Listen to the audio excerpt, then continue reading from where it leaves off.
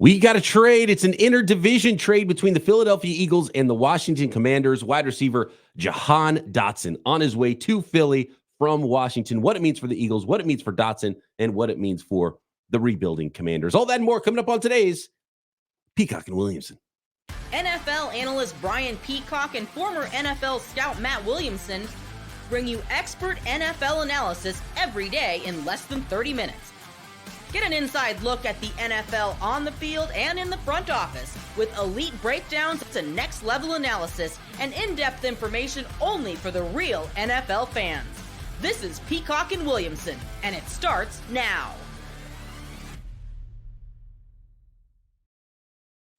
Welcome to the Peacock and Williamson NFL Show. Brian Peacock alongside Matt Williamson at BD Peacock at Williamson NFL. Thanks, everybody, for making us your first listen right here on the Locked On Podcast Network, your team every day. We love our everydayers, and we always appreciate it when you hit that subscribe button. So do that now, if you will, on YouTube or wherever you are listening to this podcast. Today's episode of Peacock and Williamson brought to you by Game Time. Download the Game Time app, create an account, and use code LOCKEDONNFL for $20 off your first purchase. Terms apply.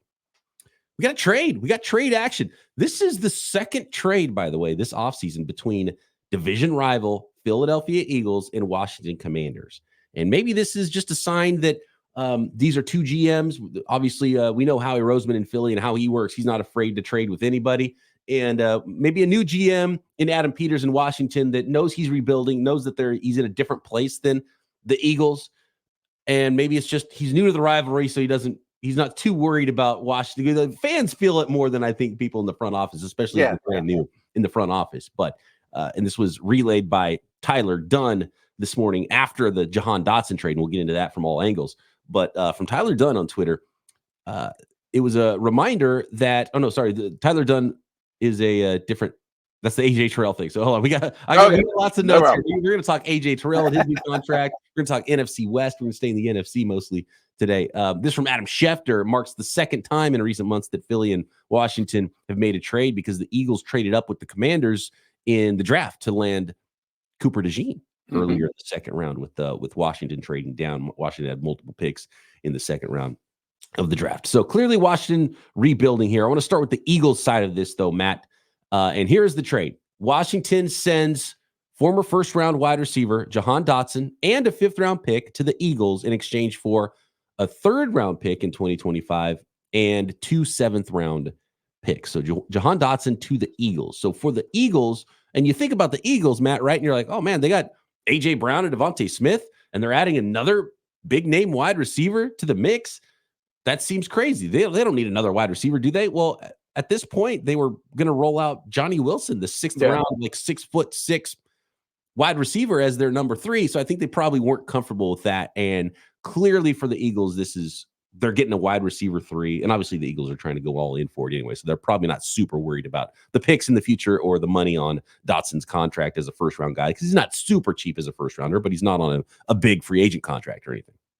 Okay. So I told my local audience here a lot when the Steelers traded Deontay Johnson and Kenny Pickett. Moving from the 7th round to the 5th round is a bigger deal now than it used to be. The league looks at 6th and especially 7th round picks with as many kids going back to school and the NIL money and all that stuff as basically throwaway picks. So there's a lot of teams out there that are trying to really get out of the 6th and 7th round, move up to the 5th. I just want to keep people in mind with that going forward when you see trades. So those things aren't meaningless and it means something to these teams. I think Dotson's still a really good player. I know his numbers were down last year, but I thought that offense was kind of broken. Just watching the tape, I think he's a really good 3, but more like a 2. And now the Eagles roll out Smith, Brown, Goddard, Barkley, and him on every snap, basically. Like, that's pretty strong. Draft Jalen Hurts in your fantasy leagues? Yeah, not bad. Yeah. Not bad. I mean, I think this makes them a lot stronger team. I don't think it was that much to give up for a guy you might not pick up his 5th-year option, but I'm sitting here thinking my Steelers should have done it for that price. Like, I like the acquisition. I think he's a good player. From at first when I saw this, I was like, well, this feels like a lose. You're not getting a lot back for your first round investment and I know it was a different regime that invested in Jahan Dotson, but you must really not like him if you're Washington because you're not getting a ton back. And for the Eagles, you have all these players already, and you're an expensive roster, and you're trading for a guy who's, not going to be a big part of your offense. And for Jahan Dotson, you go from a number 2 receiver to a number 3 receiver, and you're not going to see a lot of targets there. So it's like a lose all around. And then you start to look at it. And for Washington, well, you go from the 5th to the 3rd round, and you get a couple late picks. You're rebuilding. If he's not part of your plans, you don't like him, so you get something from it. Mm-hmm. But it's funny because Philadelphia sees Jahan Dotson as a good enough player as a number 3 receiver to trade for him and give up assets for him.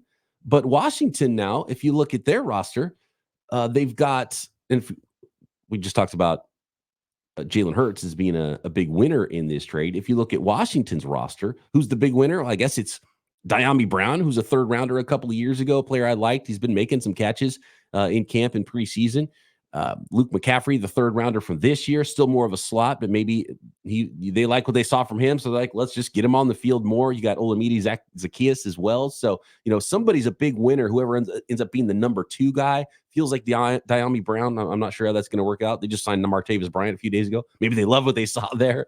But from Washington's perspective, they must hate like something about his work ethic. Yeah. Because blocking. They don't have a lot there. You might roll out Zaccheaus as your number 2. You must really not like Jahan Dotson for your young quarterback if you're willing to move off of him right now.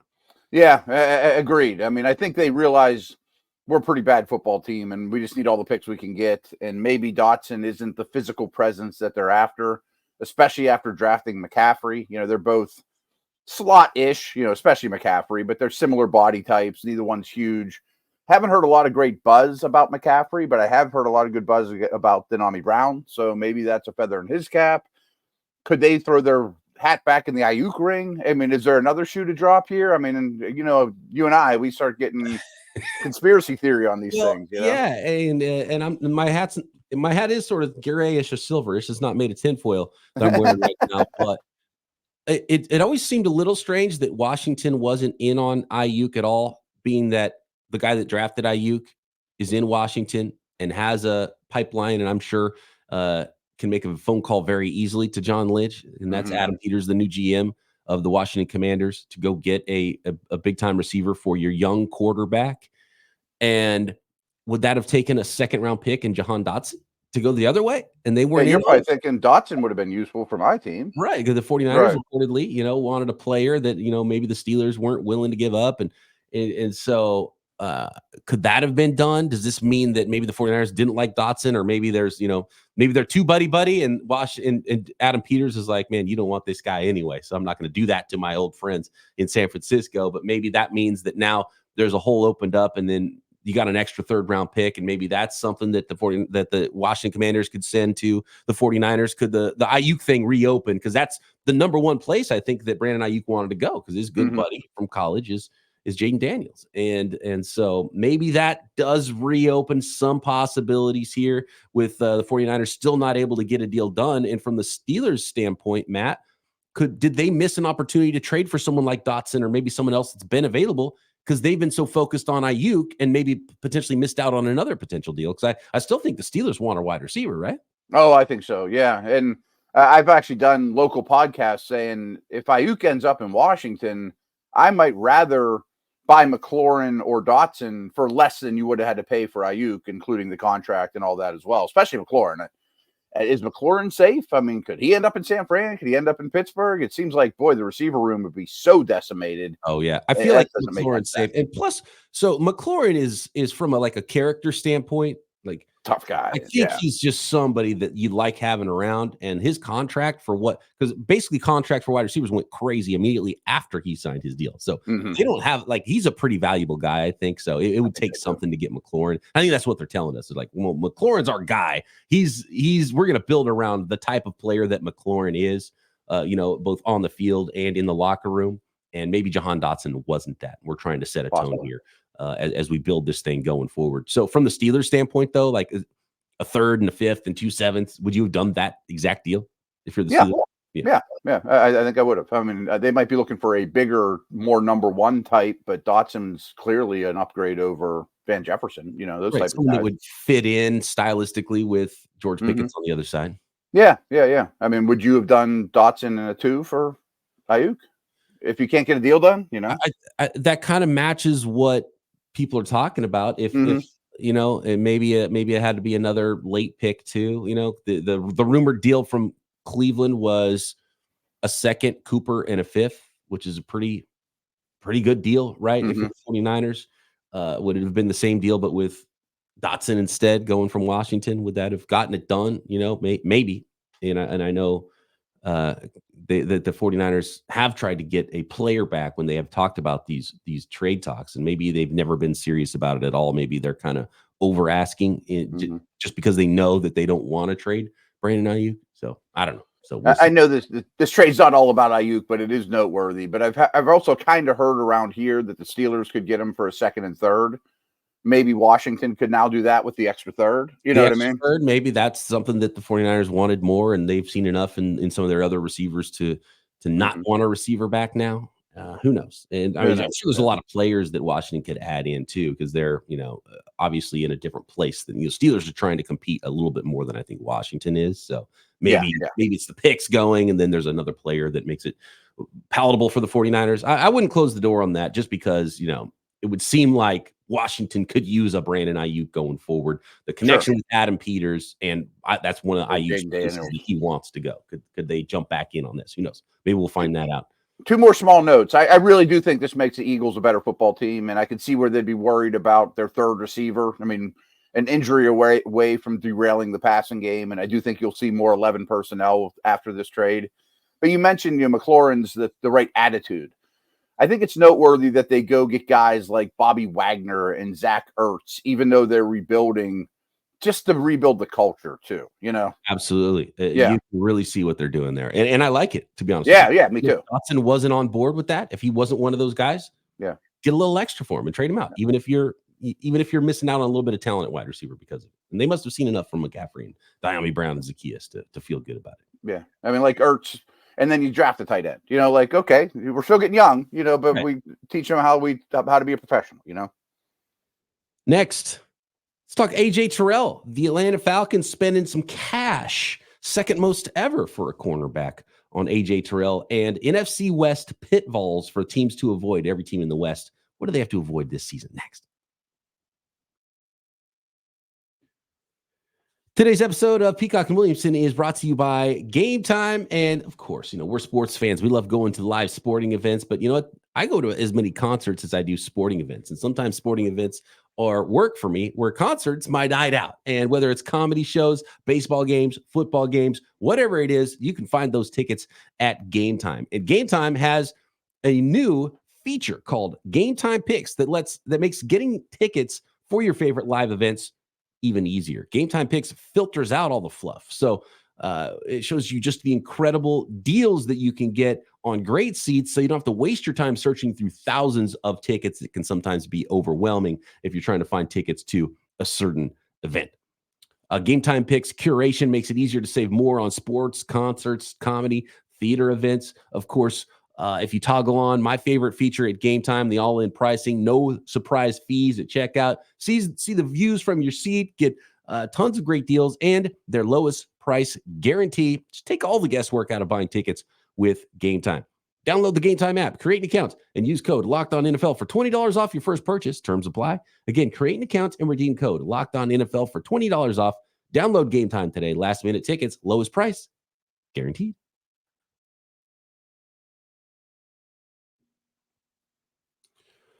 A new deal for Atlanta Falcons cornerback AJ Terrell. And this is a pretty big contract. It is a 4-year extension worth $81 million, with $65.8 million of that 81 effectively fully guaranteed, was the verbiage that Ian Rappaport used that was relayed from David Mulugeta, his agent, who Ian Rappaport clearly got this information from, as he references in his tweet. I always love that.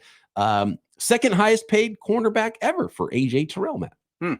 Really good player. I mean, I think that some people think he took a step back last year. I don't. I think he's still a premier corner, not one of the top 2 or 3, but not that far off. Size, man coverage, zone coverage ability.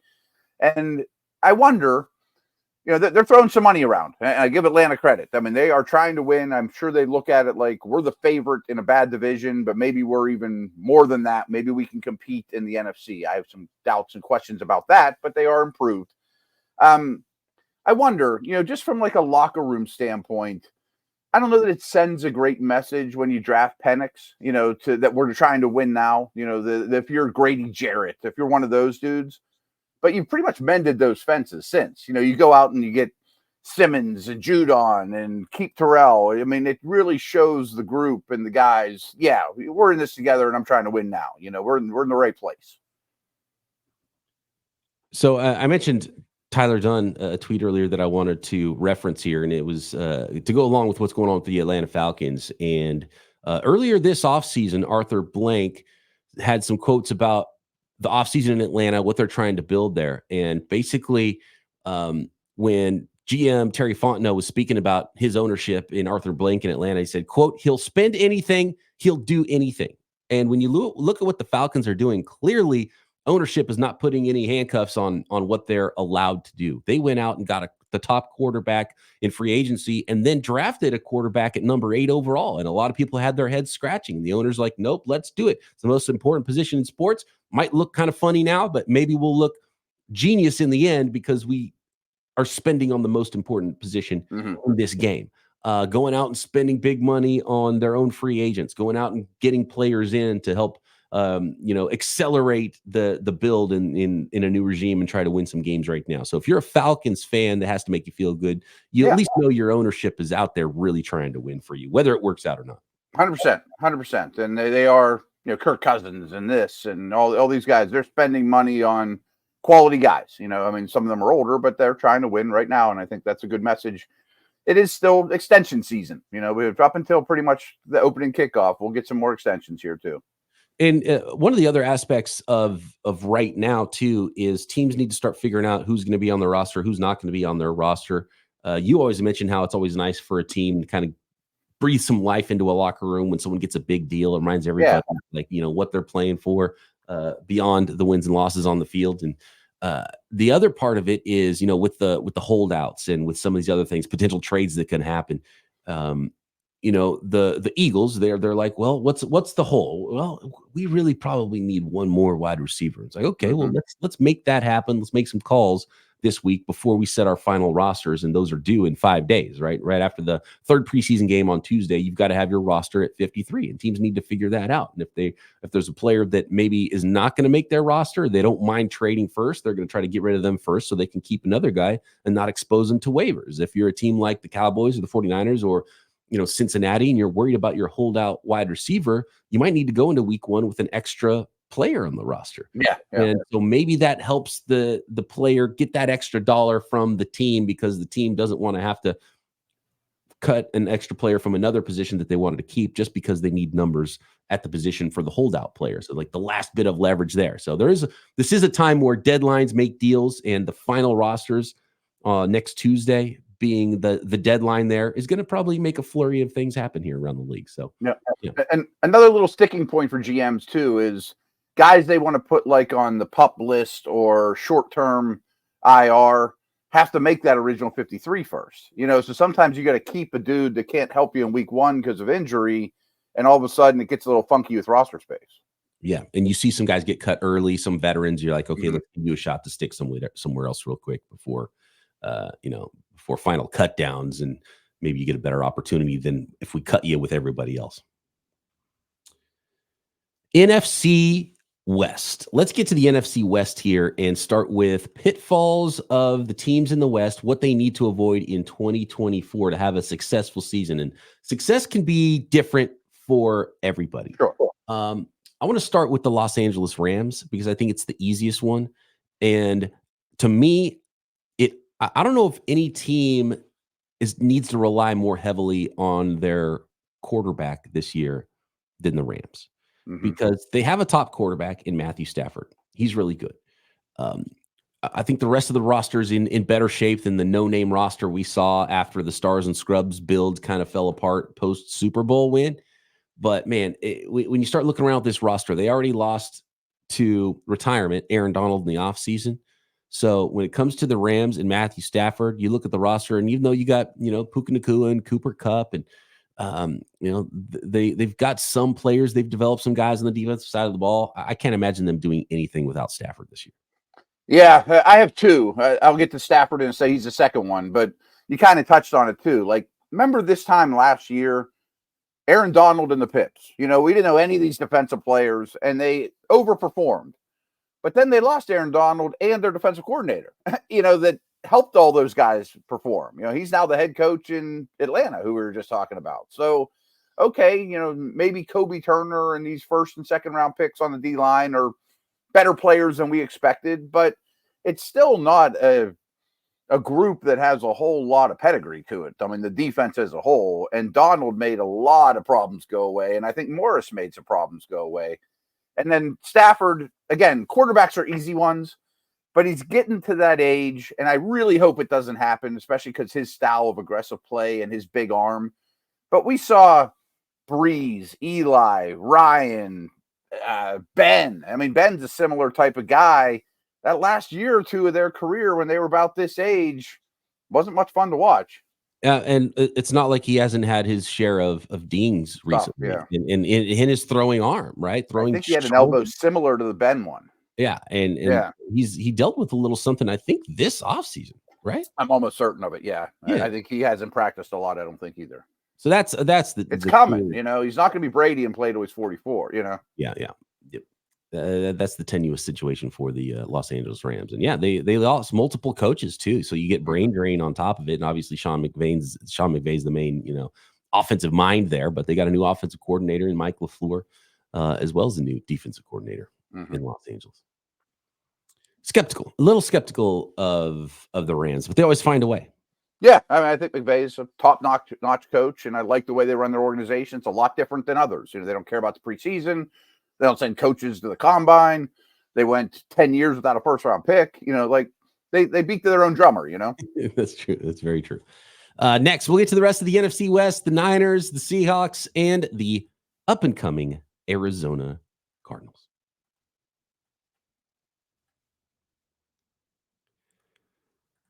This episode of Peacock and Williamson brought to you by FanDuel, America's #1 sports book. And you've heard us talk so much about FanDuel here on the podcast. And there's a reason they're America's #1 sports book. It's because of offers like this, a little something different for you to start the NFL season. And, I know I'm talking to football fans, so listen up. Now through September 22nd, all FanDuel customers can bet $5 and get a 3-week free trial of NFL Sunday Ticket from YouTube and YouTube TV. Then, with a YouTube TV base plan, you'll be able to watch every regular season Sunday afternoon out-of-market game. All you need is a Google account and a current form of payment, and you can cancel anytime.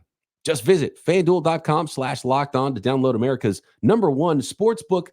That is FanDuel.com/lockedon.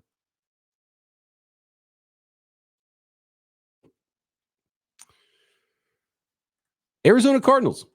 Obviously, it's a rebuild here. They're in year 2 of a new regime, new GM, new head coach, new offensive coordinator. I think they might have done well with all of those hires. And now you have a healthy quarterback in Kyler Murray with a full season of a new regime and a new offense ready to go with a young, shiny, superstar potential wide receiver drafted in the first round in Marvin Harrison Jr. So that's the arrow pointing up. What's the thing that can keep this thing pointing down in Arizona, Matt? Yeah, I mean, first, a positive note. Like, Kyler Murray is one of my biggest targets in fantasy, and I think this offense is going to be flat out good now. McBride and even Michael Wilson's a good player, and they draft Benson in the second round and done some things on the O-line. And speaking of, rewinding 365 days ago, I personally felt when the coaching hires happened in that cycle, Arizona just kind of got the scraps, that nobody wanted that job. We thought they were going to end up with Caleb Murray. They were the worst team in the league, and I thought that coaching staff got way more out of a bad roster than I could have ever expected. And a lot of it was scheme, and I think that they're a good X's and O's team. That being said, they don't have any good players on defense. I mean, their defense is really rough. I mean, you pull up their depth chart, especially the D-line, you can only do so much with smoke and mirrors and heavy blitzes and things like that. I mean, I think this whole upcoming offseason is going to be defense. And it's not only wide receiver was their top pick this year, and you got a quarterback. They've really built the offensive line too. Yeah, Terrell keep Johnson was the first adding rounder guys. Yeah. last year. They brought in Jonah Williams as a free agent, and so I like what they're doing in the offensive line up front. But yeah, you look at the defensive side of the ball, and while they did spend draft picks there, a first and a second, Darius Robinson is more of a big end. Is he going to be like a dynamic pass rusher off the edge? Probably not. Maybe he gives you a little bit of a versatility in rushing from the inside as well, but he's more of a run-stopping power end than anything else. And then you have a second rounder in Max Melton, and we'll see how quickly he jumps into the starting lineup. You got a third rounder in Elijah Jones at corner. They drafted a fourth round defensive back as well. So, they spent a lot of rookies. Yeah, but how good are rookies going to play right away? You're looking at year 2 and 3 for most of those guys anyway. And so, Zaven Collins is going to play a little bit more of an outside, rush edge role, it looks like, rather than, being the off-ball backer they thought he was going to be in the draft. Still have Buda Baker, who's the he's the leader. Yeah, right. He's the leader of the whole thing, but just a lack of talent on defense. They're still not ready for prime time unless something really surprises you about that defense. And I just don't think they have it, especially like the rushers, the pass rushers. You need that, and that's probably going to be a 2025 big emphasis for them in the offseason. I see a lot of shootouts in the desert. Yes, absolutely. The teams they're going to be shooting out with are the San Francisco 49ers, the Los Angeles Rams, who we already talked about, and the Seattle Seahawks. And shout out to one of our listeners yesterday who pointed out with the Seattle Seahawks, maybe the big pitfall here is just the youth, not on the roster necessarily, but in the coaching staff. First time head coach, first time offensive coordinators in the offensive and defensive coordinators in the NFL. A lot of youth there on the coaching side of things. And obviously someone who hasn't worked with the GM in building a roster like the old coach that was there for a decade. So that's a really good pitfall. And so I want to bring that one up first and shout out to our listener. We already talked about that yesterday on the mailbag, but I wanted to bring it up again because it's a great point where like you're excited about the new coaching staff, but they're all young and there's going to probably be some hiccups, even if they got it right. Yeah. It wouldn't shock me if there's 2 games this year where head coach should have called a timeout and didn't, or, makes a coaching blunder that costs them a game, just new coach stuff. And, I'm sure they're going to be swimming like first week of prep during the week, preparing. What do we do on Wednesday at 4 p.m.? Like you get to be such creatures of habit. I also think they'll do some really fun and creative stuff with that defense. Murphy, the first round pick, I think could be Matabuke before you know it.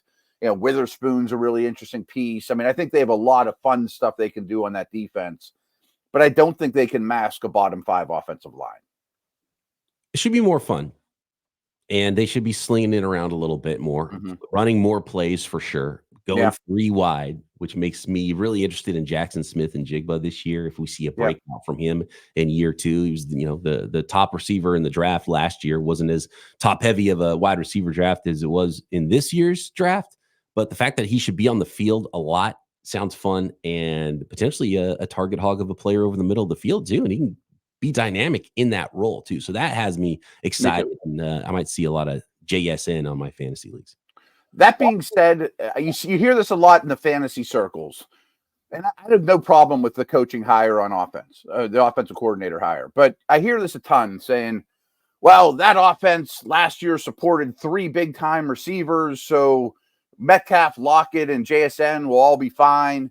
And I'm like, that's great. But they had a first-round left tackle, a second-round right tackle, a first-round quarterback, a first-round receiver, and 2 day 2 receivers. And they're playing Oregon State and UCLA.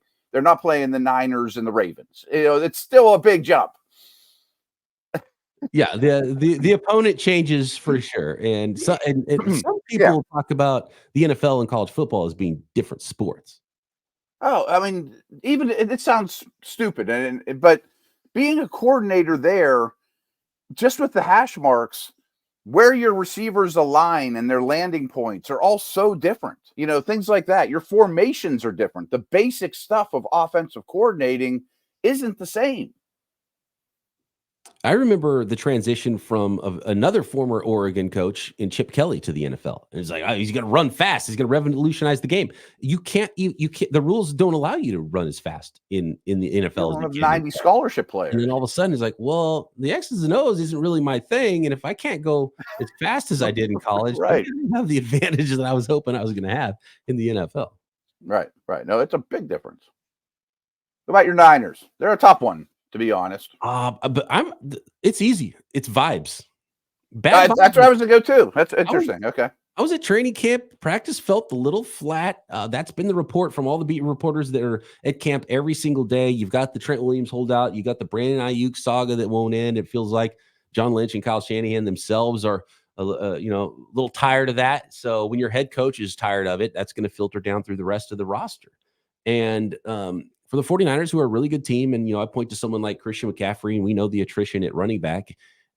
He's touched the ball more than anybody. Like this could be one of those seasons where it's like, Brandon Ayuk's holding out and he even misses week 1. All of a sudden you start having a couple of injuries and just bad vibes right now. And you lose coaches, you lose people in your front office every year for the 49ers. Maybe and a lot of it's 49ers, to their credit, have been good, even though they've lost big games in the NFC Championship, in the Super Bowl. A lot of teams don't recover from that. Is this like the Super Bowl hangover year for the 49ers? I was going to say very similar things. Like, I don't think Trent Williams all of a sudden is going to turn into an average left tackle, even though he's holding out. I don't think Shanahan's going to forget how to scheme around an average offensive line, or Purdy's going to turn into a pumpkin and look like a 7th round pick. Like, I think we're past all that stuff. But I was going to say vibes. Ayuk, people wanting money, Christian McCaffrey injury. I like that a lot, by the way. Made that up myself. Yeah. That might be my fantasy team name, because I've got the one that we talked about this yesterday. I got the 1.1 pick, and it's like and I'm for sure going. My listeners are gonna be so mad. I'm gonna Christian McCaffrey jinx Christian McCaffrey injury. But that's it. I mean, that stuff is not easy to overcome. It sounds like they'll be fine, but on the field, X's and O's on paper, I don't see a lot that would really derail them. They're too good. And I've seen them overcome. One of the best things the 49ers have done with John Lynch and Kyle Shanahan is bring in people that are tough competitors, right? Across the board. So they're not the type of locker room to fold necessarily either, but vibes aren't ideal for sure. Right. But a big contract or two, all of a sudden you get everybody back reinvigorated to start the season. And then it's like, yeah, we're good. We're good vibes again. That can flip pretty quick. If a big portion of your leaders are thinking about themselves more than team at the moment, that could get ugly and stuff, It can be great. And I think that was part of trading Trey Lance last offseason. Like George Kittle are just tired of being asked about it. It's like it filters through everybody. Players hate being asked about other players. Right, exactly. All right. That is the NFC West. Tomorrow we'll finish up our Pitfalls series with the AFC West and the Super Bowl champion Kansas City Chiefs, and take a look at Dane Brugler's top 50 for the 2025 NFL draft. Which players should you be keeping an eye on, even if you're not a big college football fan this fall? That's tomorrow. Thanks everybody for making us your first listen on the Locked On Podcast Network. For your second listen, don't forget your team is covered no matter the sport right here on the Locked On Podcast Network. Matt and I back tomorrow. Peacock and Williamson.